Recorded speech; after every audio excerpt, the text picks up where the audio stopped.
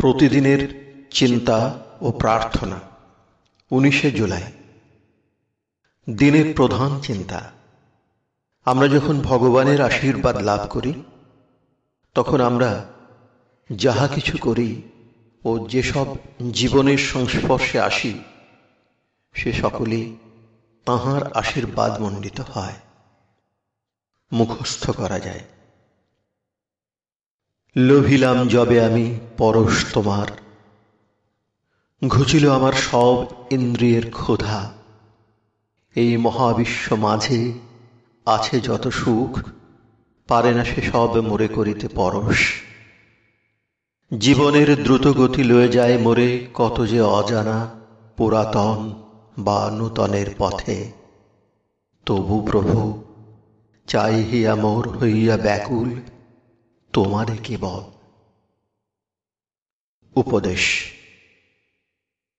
ভগবান যখন আমাদের আশীর্বাদ করেন, সে আশীর্বাদ সর্বদা আমাদের সঙ্গে থাকে।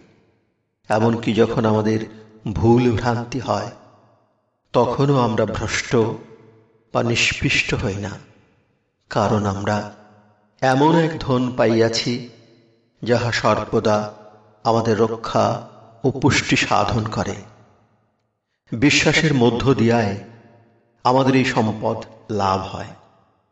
এই জন্যই যাহারা ধর্মজীবন প্রয়াসী, তাহাদের সতেজ বিশ্বাসের প্রয়োজন। ইহা যে অমূল্য ধন, অকপট আন্তরিক প্রার্থনা ও আকুলতার সহায়তায় আমরা এই অমূল্য ধন লাভ করি। প্রার্থনা।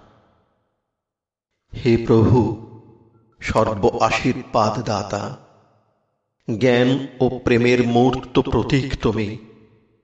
সহায় হও প্রভু, যেন আমি তোমার প্রেম ও তোমার আশীর্বাদ সকল মানবকে দিতে পারি। আমি যেন আমার সকল কথা ও সকল কাজের মধ্য দিয়া সতত তোমারই সেবা করি।